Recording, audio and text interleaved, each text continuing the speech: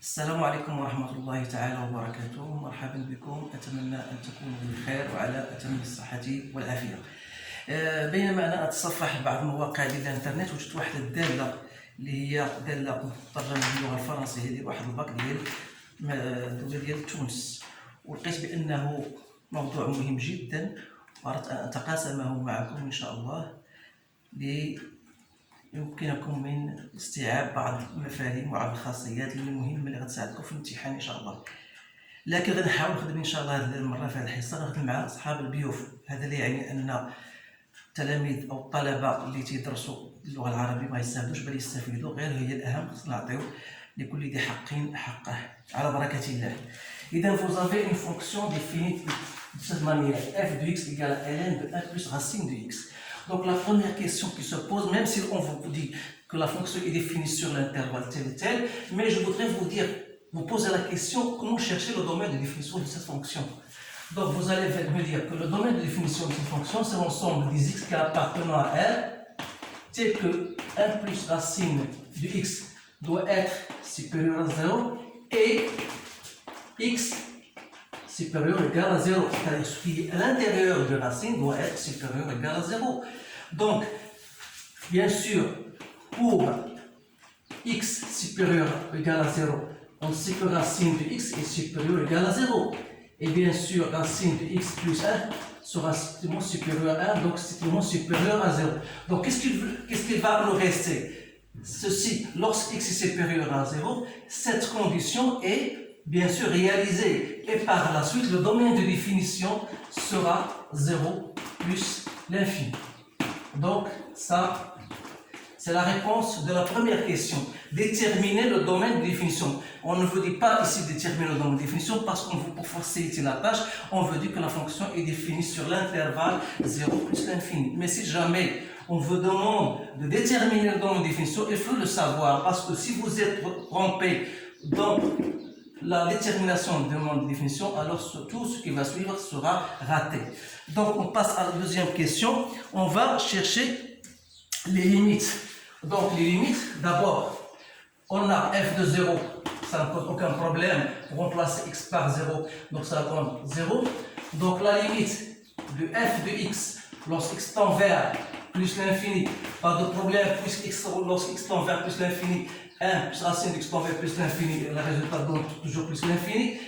Lorsque une fois je calcule la limite plus l'infini, je dois chercher les branches infinies. Les branches infinies, c'est-à-dire la limite de f de x sur x, lorsque x tend vers plus l'infini. Donc ce sera la limite, lorsque x tend vers plus l'infini, de ln de 1 plus racine de x sur x.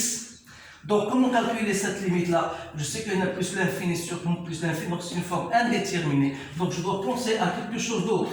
Donc, je dis que c'est la limite lorsque tend vers plus l'infini. Je peux mettre la limite de 1 plus racine de x sur 1 plus racine de x, fois 1 plus racine de x sur x. Donc, en posant t égale à 1 plus racine de x. On aura, donc c'est la limite de ln de t sur t. Donc lorsque x tend vers plus l'infini, t tend vers quoi? T tend vers plus l'infini, plus bien multiplié par la limite, je laisse telle qu'elle est, x tend vers plus l'infini, de 1 sur x, plus racine de x sur x, c'est 1 sur racine de x. Donc, la limite de ln de t sur t, vous devez le savoir, c'est 0. Et lorsque x tend vers plus l'infini, 1 sur plus l'infini, c'est 0, 1 sur plus l'infini, c'est 0, donc c'est 0. Et 0 fois 0, c'est 0. Donc, la limite de f de x sur x, lorsque x tend vers plus l'infini égale à plus l'infini, qu'est-ce qu'on peut en conclure? On peut conclure tout simplement que la fonction, bien la courbe représentative de la fonction f, c'est-à-dire que c'est f, admet une branche, j'écris en abrégé, parabolique, de direction OX, c'est-à-dire qu'on aura une branche parabolique de direction au x au voisinage bien sûr de plus l'infini. Donc on a trouvé la limite de f de x sur x, donc on va passer à autre chose. La limite de f de x, on va déterminer ou bien étudier la dérivabilité de la fonction à droite de 0. Donc la question c'est étudier la dérivabilité de la fonction à droite de 0. Donc la limite de f de x sur x lorsqu'il tend vers 0 plus, c'est la limite lorsqu'il tend vers 0 plus de ln de 1 plus racine de x sur x. Donc si vous remplacez ici par 0, donc ln de 1 c'est donc 0 sur 0, donc c'est une forme indéterminée. Donc qu'est-ce que vous devez faire?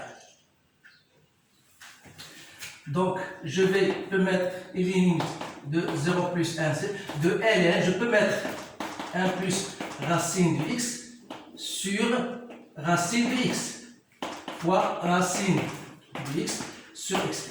Je vous conseille bien sûr de faire attention aux limites. Donc il faut travailler beaucoup les limites pour que vous puissiez bien sûr trouver l'astuce pour déterminer la limite. Parce que ce n'est pas toujours facile de déterminer la limite. C'est pour cette raison-là que j'ai choisi cette fonction-là pour vous montrer les trucs que vous devez vous baser sur elle pour déterminer n'importe quelle limite. Donc ici, si je vais faire un changement d'un variable, je peux mettre racine de x, c'est t. Donc on aura la limite, lorsque x tend vers 0, t tend vers 0, de ln de 1 plus t sur t, fois 1 sur racine de x. Ça, je l'ai gardé tel qu'il est. Donc lorsque t tend vers 0, c'est une limite habituelle que vous avez vu en cours, donc c'est 1. Et la limite lorsque x tend vers plus l'infini, 0 plus 1 sur 0 plus, c'est plus l'infini. Donc on aura un résultat plus l'infini. Alors là, qu'est-ce que vous allez conclure? Donc vous allez dire que la fonction f n'est pas dérivable à droite de 0. Première des choses. Donc f non dérivable à droite de 0. Je n'essaie pas d'écrire comme je écris maintenant en abrégé. Le jour d'examen, vous devez écrire tout le mot. Donc, dérivable n'est pas dérivable à droite de 0. Et par conséquent, CF admet une demi-tangente au voisinage de 0 plus l'infini, c'est-à-dire à droite de 0, dirigée vers le haut. Ou bien dirigé vers les ordonnées. D'accord? Donc on a terminé. Donc on a su que la fonction n'est pas dérivable au point 0, à droite de 0, et on a cherché les limites. Donc reste maintenant, on va passer à l'autre question, c'est déterminer, bien sûr, dresser le tableau de variation. Donc dresser le tableau de variation, il faut chercher la dérivée. Donc pour chercher la dérivée, f' de x, donc qu'est-ce que vous remarquez? Que pour la fonction qui a tout x fait correspondre 1 plus racine de x et les dérivables sur 0 plus l'infini, et par conséquent la fonction f est dérivable elle aussi sur 0 plus l'infini. Dans ce cas-là, je peux déterminer f' de x. f' de x, parce que vous avez une fonction ln de u, la dérivée de ln de u sur u' sur u, c'est-à-dire c'est 1 plus racine de x' sur 1 plus racine de x. Donc c'est 1 sur 2 racines de x sur 1 plus racine de x. Donc c'est 1 sur 2 racines de x fois 1 plus racine de x. Je peux continuer même en mettant 2 racine de x plus x. Donc ça, c'est la fonction f' de x. Donc, puisque x est positif, donc ça, bien sûr, pour x supérieur à 0. Donc, qu'est-ce qu'on remarque? On remarque que f' de x est supérieur strictement à 0. Conclusion, f donc est strictement croissante, donc strictement croissante, ça me permet bien sûr de dresser le tableau de variation. Voilà, je le mets ici pour le garder. Donc x, f' du x, f de x. Voilà 0 plus l'infini. La fonction n'est pas dérivable au point 0, donc il est positif. Donc la fonction, f de 0 c'est 0, et la limite de plus l'infini c'est plus l'infini. Donc c'est bien facile, il n'y a pas de problème pour cela. Donc une fois on a déterminé et dressé au tableau de variation, on vous demande de montrer que la fonction f admet une fonction réciproque f moins 1 définie sur un intervalle j qu'on détermina. Donc c'est une question habituelle bien sûr, il faut toujours savoir travailler à ce genre de questions. Donc pour répondre à cette question-là, qu'est-ce qu'on a? On a une fonction f, on a dit que c'est une fonction continue. La première condition sur 0 plus l'infini. Deuxième condition, on a f est strictement croissante sur 0 plus l'infini. Donc, ça veut dire que f admet une fonction réciproque f moins 1 définie sur un intervalle j qui n'est autre que f de i, c'est-à-dire f de 0 plus l'infini. Et comme étant donné que la fonction est croissante, donc c'est f de 0, limite de f lorsqu'il tend vers plus l'infini. Donc c'est 0 plus l'infini. Donc la fonction est bien définie, f moins 1 sur 0 plus l'infini. Donc pour résumer tout cela, donc je peux le mettre de cette manière-là, je peux l'écrire de cette manière-là, en disant bien sûr que la fonction f moins 1, donc elle définit l'intervalle j qui n'est autre que 0 plus l'infini vers 0 plus l'infini, qui à tout x fait correspondre f moins 1 de x égale à y. Il y a bien sûr des étudiants, des professeurs qui au lieu de x, ils écrivent y ici. Et mettre x, c'est toujours la même chose. Donc pour moi, c'est déterminer f moins 1 de x, c'est-à-dire déterminer y, toujours en mettant dans la tête que y appartient à 0 plus l'infini. Donc pour déterminer f moins 1, la question qui se pose, déterminer f moins 1 de x. Donc f moins 1 de x, c'est quoi? Donc à partir de cette écriture-là, f moins 1 de x égale à y, j'ai une équivalence de dire que x égale à f de y. Autrement dit, x égale à f de y, ça veut dire que x est égal à ln de 1 plus racine de y. Quand on parle exponentielle, ça veut dire c'est 1 plus racine de y. L'exponentielle de ln, c'est 1 plus y. Donc là, je détermine y, c'est l'exponentielle de x moins 1. Et par la suite, y, c'est e de x moins 1 au carré. Donc c'est facile de déterminer f moins 1. Donc essayez toujours donc ces points-là, il faut bien se baser sur les points que je vous ai mis, bien sûr, à savoir déterminer f moins 1 et à savoir comment montrer que la fonction admet bien sûr une fonction réciproque. Donc une fois on a déterminé f moins 1, on veut dire de choisir, voilà, on choisit un autre intervalle. On choisit un autre intervalle. Puis, voilà, on considère un intervalle I, 1 quart, 1. Et on vous demande la première question de montrer que quel que soit x appartenant à I, f' de x est inférieur à 2 tiers. Bien sûr, f' de x, on a trouvé, c'est combien? C'est 1 plus 2 racine de x plus x. Donc, on veut montrer f' de x est inférieur à 2. Donc, bien sûr, il y a différentes méthodes. Soit que vous déterminez, il faut se calculer f' de x moins 2 tiers et vous allez le trouver qu'il est négatif, ou bien en tout suivant à partir de cet intervalle-là, on peut conclure cela. Par exemple, pourquoi? On a x compris entre 1 quart et 1. Pour aboutir à f' de x, je dois calculer racine de x plus x. Donc racine de x, bien sûr, elle est compris entre 1 demi et 1. Alors là, x plus racine de x sera compris entre 1 quart plus 2 quarts, ça fait 3 quarts. Ici, c'est 2. Et par la suite, 1 sur x plus racine de x sera compris entre 4 tiers et 1 demi.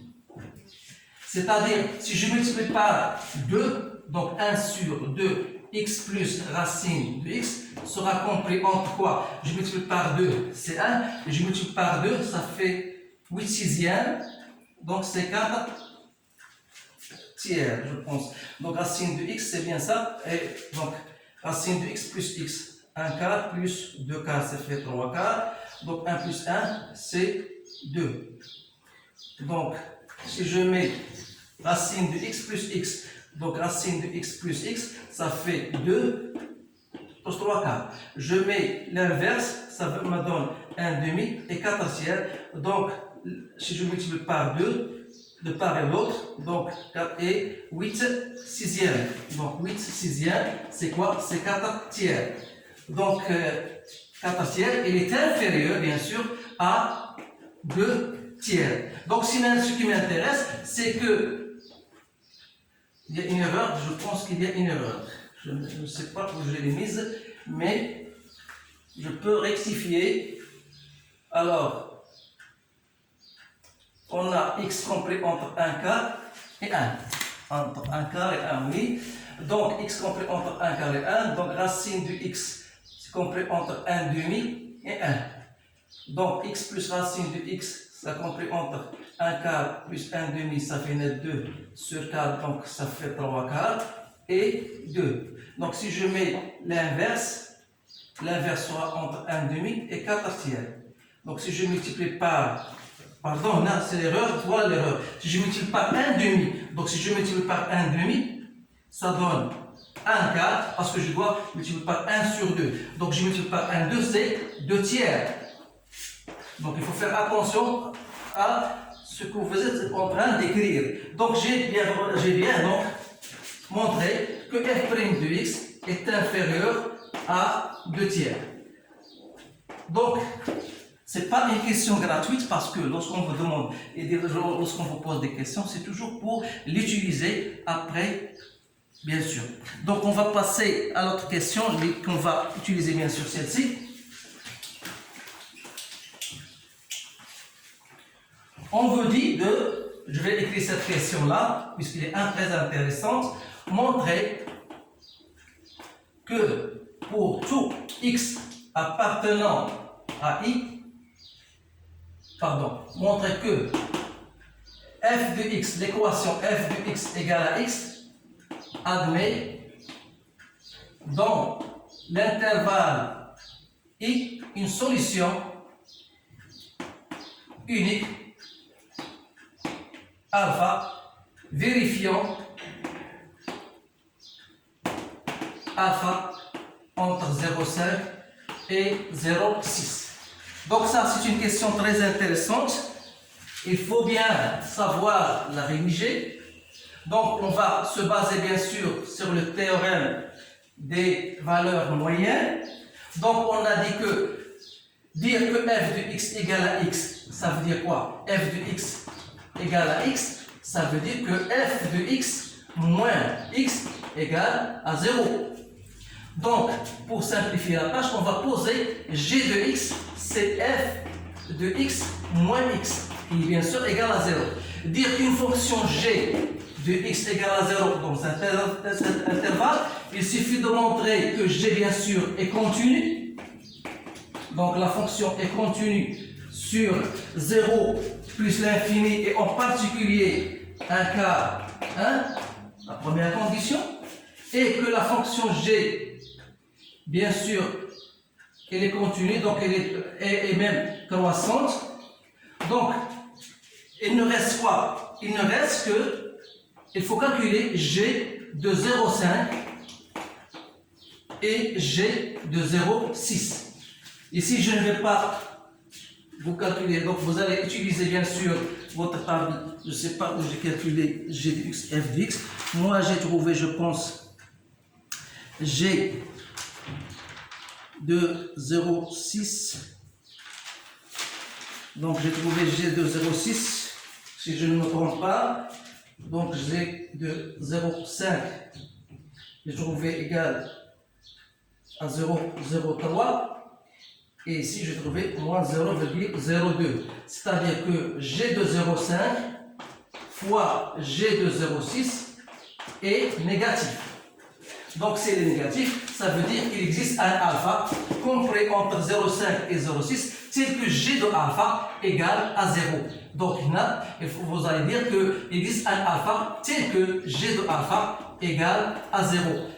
Qui dit G de alpha égale à 0, ça veut dire que F de alpha égale à alpha. F de alpha égale à alpha. Donc, il existe bien sûr une valeur alpha tel que F de alpha égale à alpha. Donc, il nous reste maintenant de tracer la fonction, bien sûr. Donc, pour tracer la courbe représentative, donc, je vais, voilà, x, y. Donc, je vais mettre 1, 2, 3, 1, 2, 3. Donc, on a dit qu'il existe, c'est l'équation y égale à x, on a dit qu'il existe un alpha compris entre 0 et 5 et 0,6. Donc, on va, voilà, G de alpha. C'est que G de alpha, c'est quoi? F de alpha, c'est alpha. Donc, ça, c'est pour... On a dit que la fonction n'est pas dérivable au point 0, donc il admet une demi-tangente verticale. Et on a trouvé la limite de f de x sur x égale à 0. Donc, on a dit qu'il y a une branche parabolique de direction au x. Donc, la courbe sera de cette allure-là.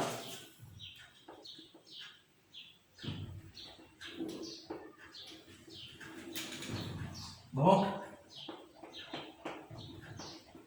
la courbe, bien sûr, sera plus ou moins, et aura cette allure-là.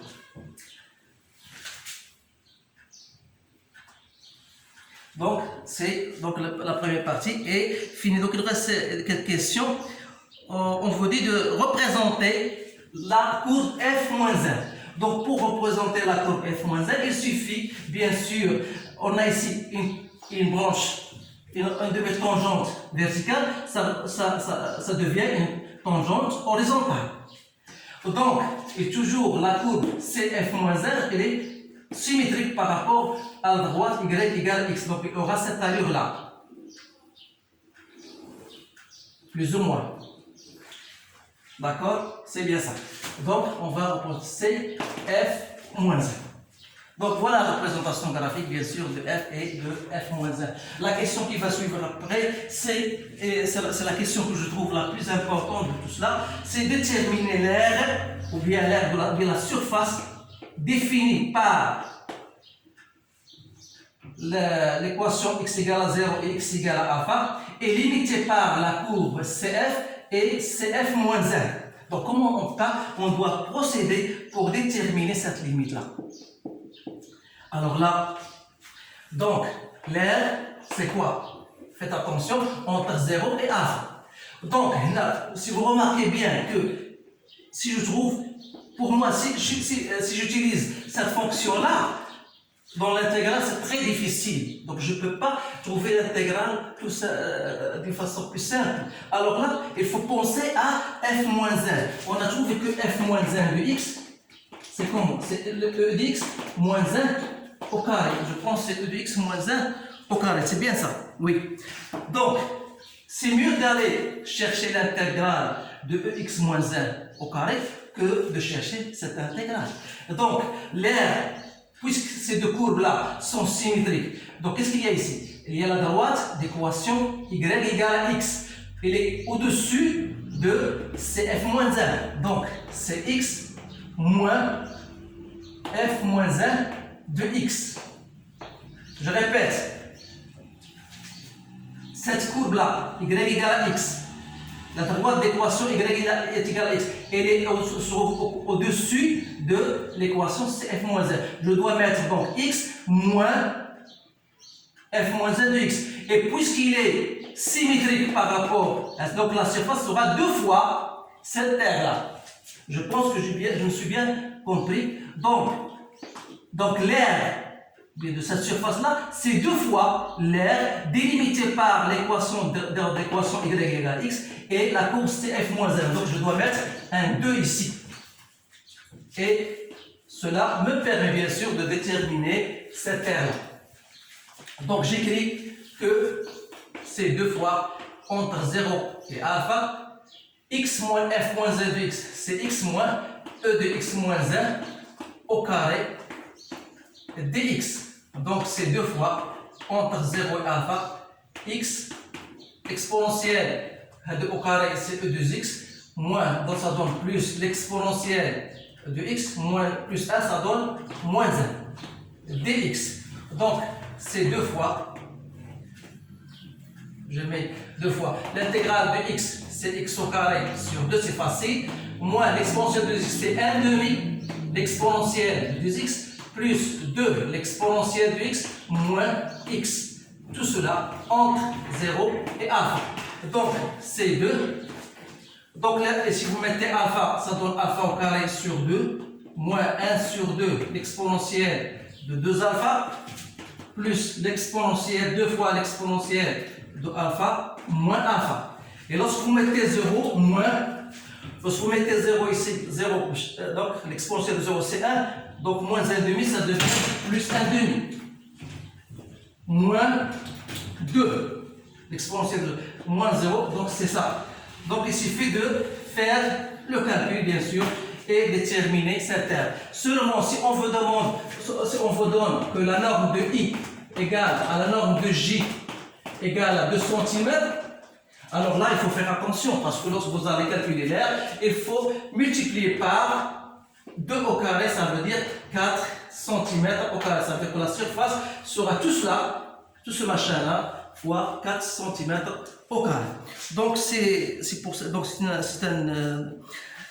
un problème qui m'avait vraiment attiré, donc c'est pour cette raison-là que je l'ai partagé avec vous. Donc soyons toujours, on va toujours dans ces temps qui restent pour l'examen, je vais toujours chercher des examens ou bien des problèmes qui ont bien sûr une importance pour l'examen. Il y a quelque chose que je vais vous dire, c'est que j'ai le problème, mais je n'ai pas sans réponse. Il est sans réponse, bien sûr, si je commets quelques erreurs, vous allez veuillez m'excuser, bien sûr, et c'est tout simplement parce que je n'ai pas fait attention.